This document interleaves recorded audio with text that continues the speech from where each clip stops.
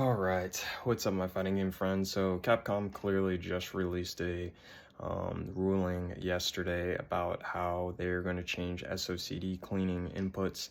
Now they are doing this thing where SOCD is going to be up and down have neutral and left and right being neutral.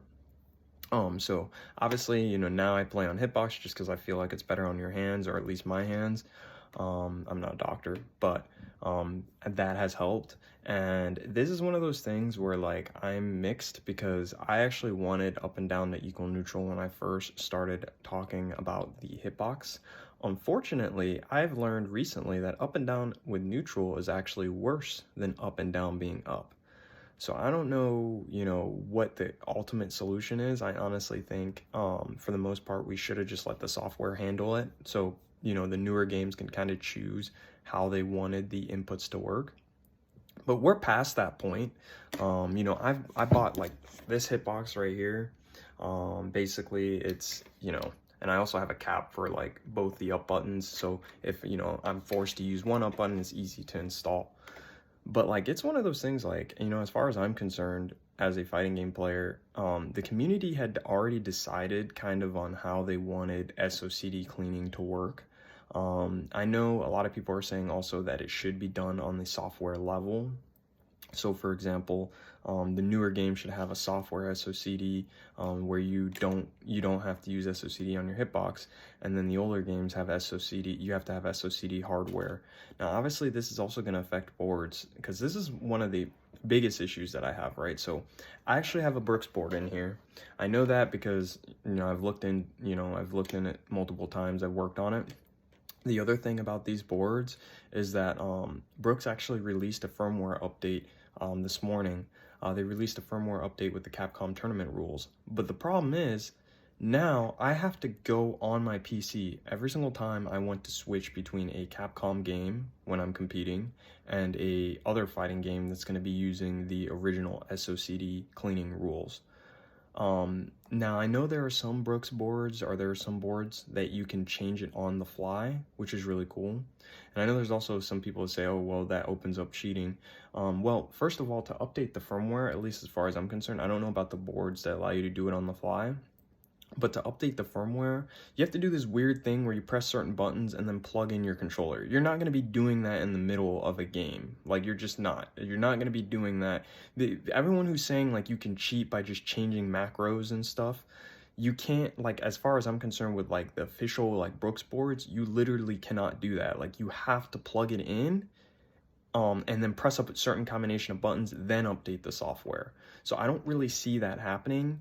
My main concern is now if I want to compete in Street Fighter 6 and then I want to compete in like DNF Duel or Mortal Kombat, and Mortal Kombat and DNF Duel maybe have different SOCD cleaning rules, right? I have to go on a computer, do this weird little thing to update the board, and then go compete.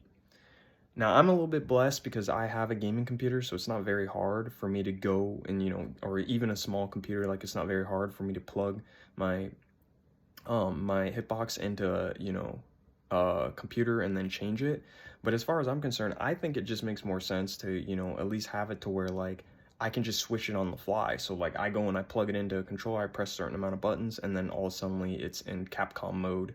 And then I, let's say I'm about to compete in MKX or MKX, MK11, and then, I plug it in, I press a certain amount of buttons, and then it switches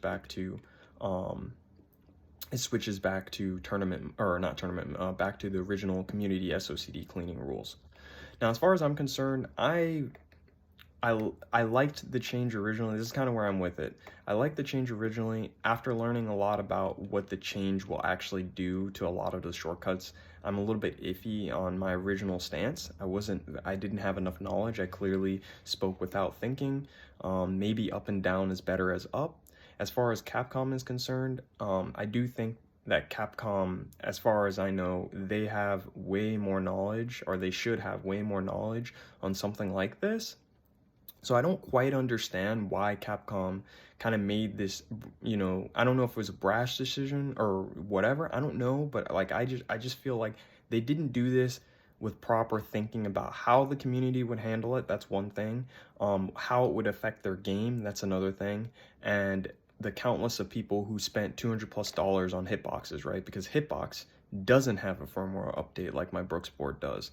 Same thing with this Quamba drone up here. I installed a SOCD cleaner on that Quamba drone. I have to pull the SOCD cleaner out anytime I want to compete in a Capcom game now,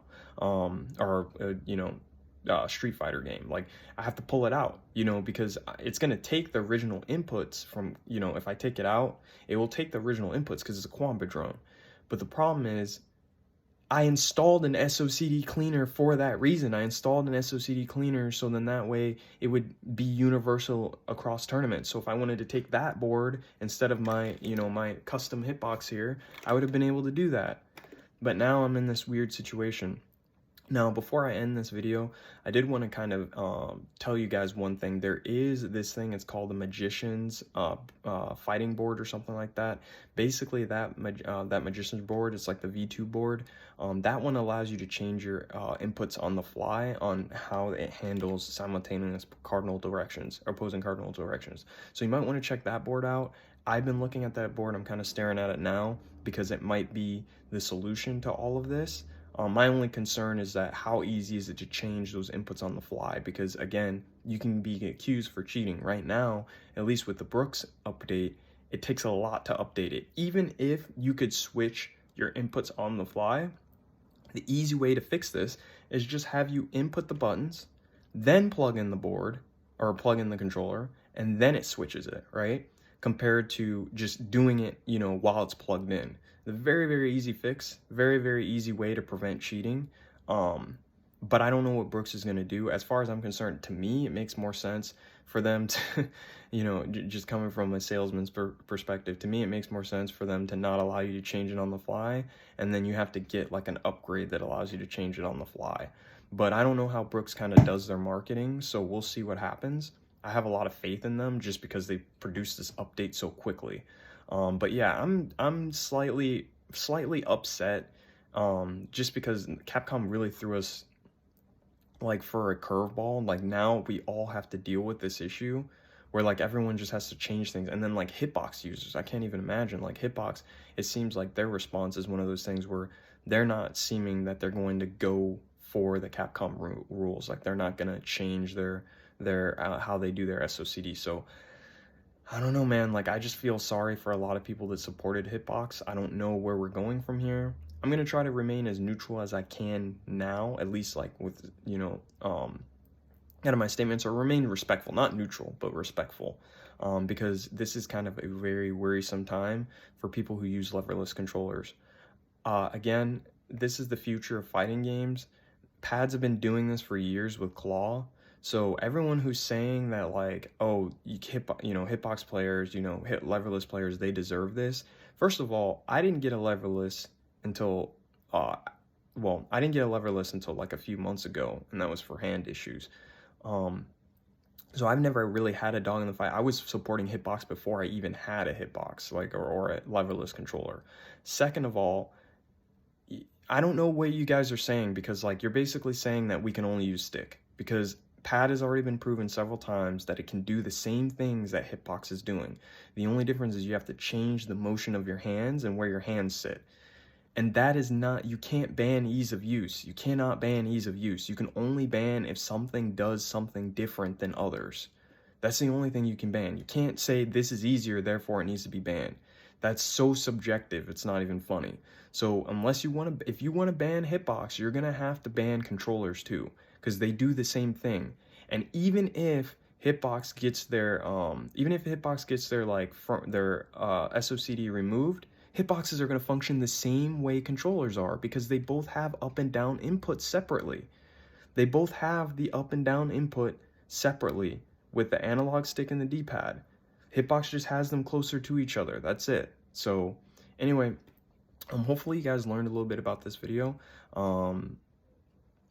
I was a little bit animated at the end of that video, or at the end of this video, just because like we've said this 1,000 times, like people who understand how Hitbox works, like we've said it 1,000 times and we keep getting the same responses that Hitbox should be banned, not controller, which is just absurd. Doesn't make any sense. Like if you just look at the peripherals, you could tell that it doesn't make any sense, But anyway, have fun playing fighting games, have a good fight. hopefully they'll release something. You know, Brooks will release something where we can do it on the fly. We'll see. But yeah, I can't wait. You know, there's a lot of anticipation for what's coming next. See you guys later.